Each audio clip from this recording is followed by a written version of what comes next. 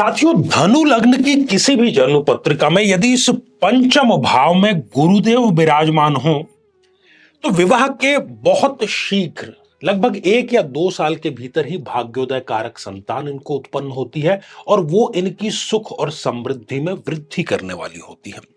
यदि स्वयं मंगल देव इस पंचम भाव में विराजमान हो जाएं तो फिर आकस्मिक धन की एक प्रकार से झड़ी लग जाती है प्रथम संतान की उत्पत्ति के पश्चात, अर्थात वो संतान भी भाग्योदय कारक होती है।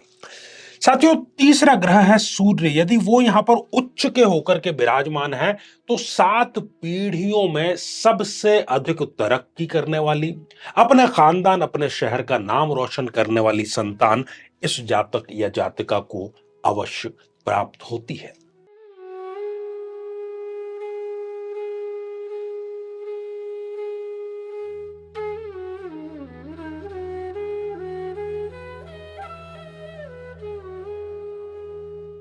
साथियों, किसी भी व्यक्ति के विवाह में यदि डीले हो रहा है, देरी हो रही है, कोई भी कोशिश काम नहीं आ रही, इतने वर्षों का जो अनुभव है वो हमें यह बतलाता है कि ये जो समीकरण है, और आप स्वयं इसका परीक्षण कर सकते हैं अपनी जन्म पत्रिका में, अपने किसी की जन्म पत्रिका में, यदि शनि राहु केतु मंगल यदि लग्न में विराजमान है, इनमें से कोई एक या अधिक ग्रह इस सप्तम भाव में, जो कि विवाह का भाव होता है, शनि राहु केतु मंगल इनमें से कोई एक अधिक विराजमान है, या मंगल 12th हाउस में 4th हाउस में यहां से बैठ करके दृष्टिपात कर रहा है, या शनिदेव की बात करें तो यहां पंचम भाव में विराजमान होकर के या दशम भाव में विराजमान होकर के इस सप्तम भाव को देखने का कार्य कर रहे हैं।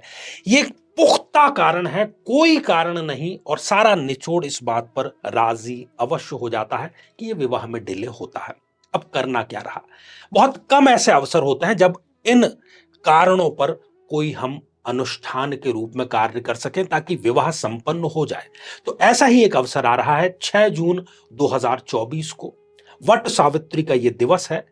इन कारणों से या किसी भी अन्य कारणों से यदि विवाह आपका नहीं हो पा रहा है तो आपको इस अनुष्ठान में जरूर भाग लेना चाहिए, क्योंकि यह अनुष्ठान गारंटी है आपका विवाह संपन्न होने की।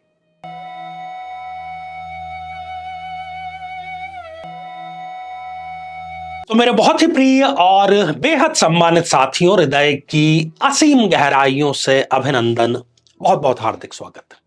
साथियों, संतान योग, इस पर इन दिनों हमारी चर्चा चल पड़ी है और इस विशेष श्रृंखला में हम दोनों ही पक्षों पर कब जन्म पत्रिका में इस प्रकार के योग बनते हैं कि भाग्योदय कारक और शीघ्र संतान व्यक्ति को प्राप्त हो जाती है, और इसके ठीक उलट कब ऐसी परिस्थितियां बनती है कि व्यक्ति को निसंतानता का दंश झेलना पड़ता है, या संतान हो भी जाती है तो वो ना लायक संतान होती है। आइए साथियों जानते हैं।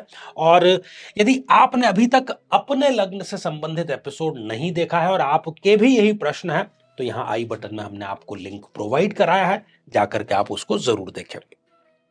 तो ये इस श्रृंखला का 9वां एपिसोड है, इसलिए आप देख पा रहे हैं कि 9 नंबर से जन्म पत्रिका का प्रारंभ हो रहा है। धनु लग्न की ये जन्म पत्रिका है। तो सबसे पहले बात हम गुरु से ही शुरू करेंगे। साथियों, यदि इस जन्म पत्रिका में स्वयं गुरुदेव इस पंचम भाव में विराजमान हो जाए, क्योंकि ये जो भाव है पंचम भाव, ये संतान का भाव है, गर्भाशय का भाव है, गर्भ का भाव है।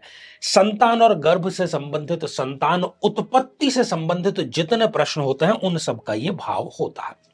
यदि गुरुदेव स्वयं यहां पर विराजमान हो जाते हैं तो इनके लिए जो संतान है, क्योंकि वैसे भी गुरुदेव नैसर्गिक रूप से संतान के कारक है, तो पहली ही संतान भाग्योदय कारक होती है, अपने खानदान का नाम रोशन करने वाली होती है, स्वस्थ होती है और कई प्रकार की खुशियां, वैभव, समृद्धि लेकर के आती है। इतना ही नहीं, यदि गुरुदेव इस एकादश भाव में भी विराजमान हो जाएं, या स्वयं लग्न में विराजमान हो जाएं, या फिर इस नवम भाव में विराजमान हो जाएं, इन चारों ही स्थितियों में सुखद स्थिति इनको संतान को लेकर के है, क्योंकि इन सभी स्थानों से भी ये पंचम भाव को पूर्ण दृष्टि से बृहस्पति देव देख रहे हैं।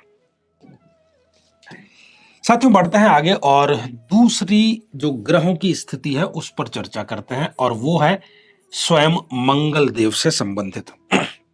यदि इस धनु लग्न की जन्म पत्रिका में मंगल देव स्वयं यहां पर विराजमान हो जाए, या इस एकादश भाव में विराजमान हो जाए, या फिर उच्च के होकर के इस द्वितीय भाव में विराजमान हो जाए, या इस भाव में विराजमान हो जाए, इन परिस्थितियों में तो वो दृष्टिपात कर रहे हैं इस पंचम भाव पर, और यहां स्थिति में वो स्वयं यहां पर ही विराजमान है।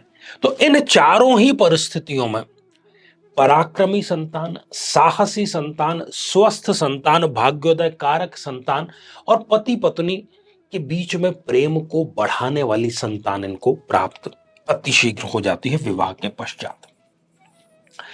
साथियों, तीसरी जो स्थिति है वो सूर्य देव से संबंधित है, और वो भी बहुत ही महत्वपूर्ण स्थिति रहने वाली है। यदि सूर्य देव स्वयं इस पंचम भाव में विराजमान हो जाए, या इस एकादश भाव में वो विराजमान है, हालांकि वो यहां पर नीच राशि के हो गए हैं, लेकिन फिर भी यदि वो दृष्टिपात अपने भाव पर कर रहे हैं उच्च के, तो वो अच्छा ही रिजल्ट यहां पर प्रदान करेंगे। तो कुल मिलाकर इन दोनों स्थितियों में भी एक ऐसी संतान जो कि संतान आगे चल करके कोई उच्च अधिकारी बनती है, आईएएस पीसीएस बनती है, या राजनीति में बहुत बड़ा कोई काम करती है, वो निश्चित तौर पर इनको प्राप्त हो जाती है। अब आते हैं सिक्के के दूसरे पहलू पर, अर्थात कब निःसंतानता का दंश झेलना पड़ता है, कब ऐसी परिस्थितियां धनु लग्न में हो जाती हैं कि सारे उपाय करने के बावजूद भी जो गोद है वो खाली है, या फिर संतान हो भी जाती है तो संतान को लेकर के व्यक्ति दुखी रहता है। तो साथियों, सबसे पहली स्थिति जो है वो शनिदेव से संबंधित है। यदि शनिदेव यहां पर विराजमान हो जाए, एक तो वो मारक हैं और यहां पर वो हो गए नीच राशि के, इस परिस्थिति में भी या वो यहां पर विराजमान है तृतीय भाव में, या एकादश भाव में विराजमान है, या फिर वो इस अष्टम भाव में विराजमान है, इन सभी परिस्थितियों में आप देखिए कि यहां से तो दृष्टिपात, यहां से भी दृष्टिपात और यहां से भी दृष्टिपात। यदि कुंडली में शनि इन चारों में से कहीं पर भी विराजमान है, लग्न कुंडली की हम बात कर रहे हैं, तो संतान में देरी होगी ही होगी। कई कई बार तो 8, 10, 15 साल तक संतान इनके उत्पन्न नहीं हो पाती, इस प्रकार की स्थितियां उत्पन्न हो जाती हैं। तो ये स्थिति बिल्कुल भी ठीक नहीं है, और संतान को लेकर के तो बिल्कुल भी ये सुखद स्थिति हम इसको नहीं कह सकते। साथियों, बढ़ते हैं अगले मारक ग्रह की तरफ, जो कि है इस जन्म पत्रिका में स्वयं शुक्रदेव।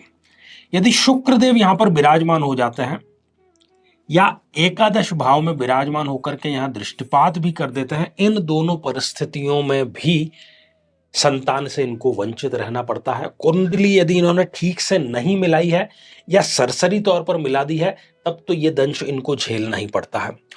और संतान यदि हो भी जाए तो घर में रोग, शत्रु, इस प्रकार के नेगेटिव प्रभाव सदा सदा के लिए रह जाते हैं। साथियों, तीसरी जो स्थिति है वो चंद्रदेव से संबंधित है। यदि चंद्रमा